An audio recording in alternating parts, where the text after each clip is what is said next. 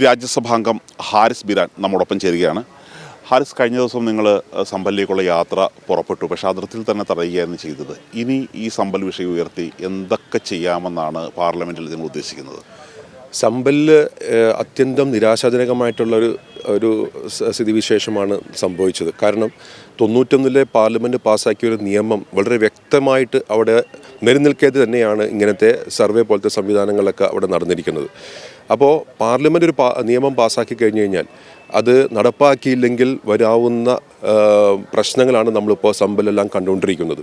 ഇപ്പോൾ സമ്പലിൽ മാത്രമല്ല, ഗ്യാൻവാപ്പിയിലും അതേപോലെ തന്നെ ബാക്കിയുള്ള സ്ഥലങ്ങളിലുമെല്ലാം നമ്മൾ കണ്ടുകൊണ്ടിരിക്കുന്നത് ഇതേപോലത്തെ സംഭവങ്ങൾ തന്നെയാണ്.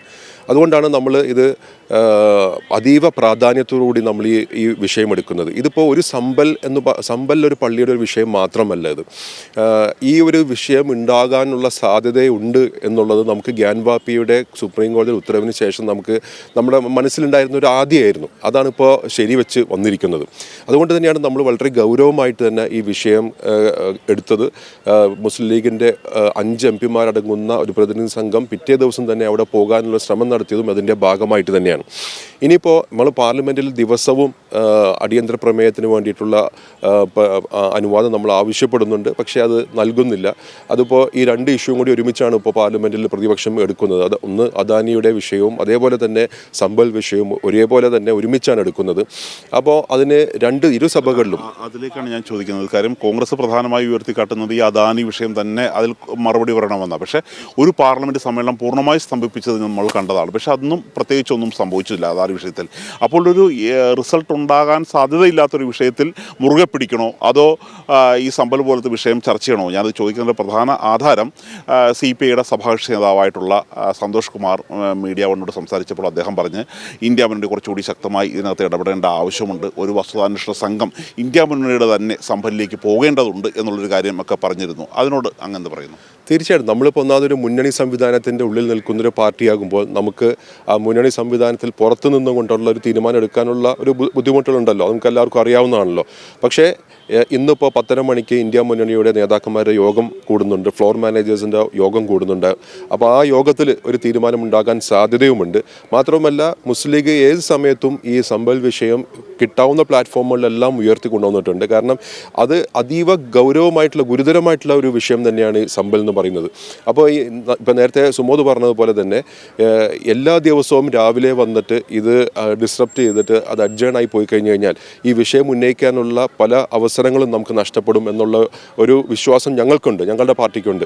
അതുകൊണ്ട് തന്നെ ഈ സഭ സ്തംഭിപ്പിക്കാതെ നമുക്ക് ഏത് രീതിയിലാണ് നമുക്ക് ഈ വിഷയം അവിടെ ഉന്നയിക്കാൻ പറ്റുന്നത് എന്നുള്ളതും ഇന്നത്തെ യോഗത്തിൽ ചർച്ചാ വിഷയമാക്കാനാണ് ഞങ്ങളുടെ യോഗം തീരുമാനിച്ചിരിക്കുന്നത്. ഒരു കാര്യം കൂടി ഞാൻ അവസരം ചോദിച്ചോട്ടെ. ഇപ്പോൾ കോൺഗ്രസിൻ്റെ വക്താവ് അലോക് ശർമ്മ ഒരു ഹർജി സമർപ്പിച്ചിട്ടുണ്ട്. അദ്ദേഹം ആവശ്യപ്പെട്ട ഒരു വിചിത്രമായ ആവശ്യമാണ്. കാര്യം വിചാരണ കോടതികൾ സർവേക്ക് ഉത്തരവിട്ടാൽ പോലും മസ്ജിദുകളിൽ ആ തരത്തിലുള്ള സർവേ നടത്താൻ പാടില്ല എന്നുള്ള കാര്യം സംസ്ഥാന സർക്കാരുകൾക്ക് നിർദ്ദേശം നൽകണമെന്ന്. സുപ്രീം കോടതിക്ക് അങ്ങനെ നിർദ്ദേശം നൽകാൻ പറ്റുമോ എന്നുള്ള കാര്യം ഒരു നിയമപ്രശ്നമാണ്. ഒരു നിയമവിദഗ്ധൻ എന്ന രീതിയിൽ തന്നെ, ഭരണഘടനാ വിദഗ്ധൻ എന്ന രീതിയിൽ തന്നെ അങ്ങയുടെ ഒരു അഭിപ്രായം അതിനകത്ത് ആവശ്യമുണ്ട്.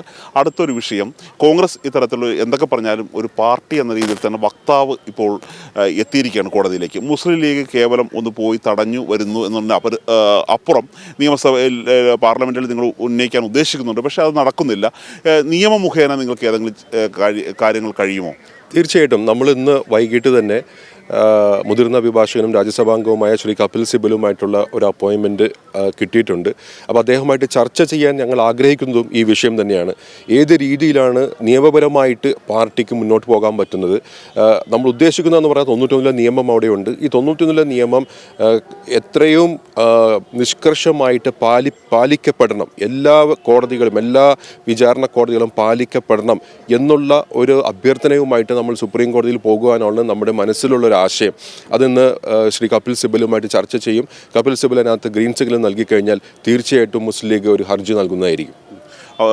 ഏറ്റവും കൂടുതലൊരു ചോദ്യം ചോദിച്ചോട്ടെ, ഇതിപ്പോൾ ആരാധനാലയ സംരക്ഷണ നിയമം ഇതുവരെ സ്റ്റേ ചെയ്യുകയോ അങ്ങനെയൊന്നും സുപ്രീം കോടതി ചെയ്തിട്ടില്ല. മാത്രമല്ല ജസ്റ്റിസ് ചന്ദ്രചൂഡിൻ്റെ വിധിയിൽ ഇതിനെ ഭയങ്കരമായിട്ട് ഉയർത്തിപ്പിടിക്കണം, മുറുകെ പിടിക്കണം എന്നുള്ളൊരു കാര്യം അയോധ്യ വിധിയിൽ ആവശ്യപ്പെട്ടിരുന്നു. പക്ഷേ ഗ്യാൻ വാബിയിലെ സർവേ അദ്ദേഹം തിരിച്ച് ആണ് പറയുകയും ചെയ്തത്. അപ്പോൾ ഇത് ഇരട്ടത്താപ്പാണ് എന്ന രീതിയിലാണ് ദവെ അടക്കമുള്ള അഭിഭാഷകർ പൊട്ടിത്തെറിച്ച് രംഗത്തിറങ്ങിയിരിക്കുന്നത്. തീർച്ചയായിട്ടും. മാത്രവുമല്ല, ഇപ്പോൾ കഴിഞ്ഞ ദിവസം ഈ സമ്പലിൻ്റെ വിഷയം സുപ്രീം കോടതിയിൽ വന്നപ്പോൾ സർവേ കമ്മീഷണറുടെ ഉത്തരവ് സുപ്രീം കോടതി താൽക്കാലികമായിട്ടെങ്കിലും മരവിപ്പിച്ചിട്ടുണ്ട്. മാത്രമല്ല, വിചാരണ കോടതിയുടെ നടപടികളും സ്റ്റേ ചെയ്തിട്ടുണ്ട്. അതിൻ്റെ അർത്ഥം എന്ന് പറഞ്ഞു കഴിഞ്ഞാൽ ജസ്റ്റിസ് ചന്ദ്രചൂഡ് നമ്മുടെ ഗ്യാൻവാപ്പി കേസിലെടുത്ത ആ ഒരു ഉത്തരവിനെ മറികടന്നുകൊണ്ടാണ് ഇപ്പോഴത്തെ സുപ്രീം കോടതി ചീഫ് ജസ്റ്റിസ് സഞ്ജീവ് ഖന്നയുടെ ഉത്തരവ്. അതുകൊണ്ട് നമുക്ക് മനസ്സിലാക്കേണ്ടതെന്ന് പറഞ്ഞു കഴിഞ്ഞാൽ ആ നേരത്തെ ഉത്തരവ് സുപ്രീം കോടതി പാലിക്കാൻ തയ്യാറായില്ല എന്നുള്ളതാണ്. അത് നമ്മളെ സംബന്ധിച്ചൊരു പോസിറ്റീവ് തന്നെയാണ്. ഇനിയിപ്പോൾ ഈ കേസിൻ്റെ അന്തിമ വിധി വരുമ്പോഴേക്കും ആ ഗ്യാൻവാപ്പിയിൽ സുപ്രീം കോടതി ഉണ്ടാക്കിയ കളങ്കമെന്ന് ഞാൻ വിളിക്കുകയാണ്. ആ കളങ്കത്തെ ഇപ്പോൾ ചീഫ് ജസ്റ്റിസ് സഞ്ജീവ് ഖന്നയുടെ നേതൃത്വത്തിലുള്ള ബെഞ്ച് അത് ഓവർകം ചെയ്യും എന്ന് തന്നെയാണ് എൻ്റെ പ്രതീക്ഷ. ഏതായാലും ഡൽഹി അതിർത്തി വരെ പോയി അവിടെ വെച്ച് പോരാട്ടം മുസ്ലിം ലീഗ് അവസാനിപ്പിക്കുന്നില്ല. പാർലമെൻറ്റിലും പോരാട്ടം തുടരും. ഇതുകൂടാതെ നിയമരംഗത്തും നിയമവിദഗ്ധരുമായി കൂടിയാലോചിച്ചിട്ട് തുടർ നടപടികൾ എടുക്കാൻ തന്നെയാണ് മുസ്ലിം ലീഗിൻ്റെ തീരുമാനം. Rajesh വടകരയ്ക്കൊപ്പം D Dhanasumod, media 1, Delhi.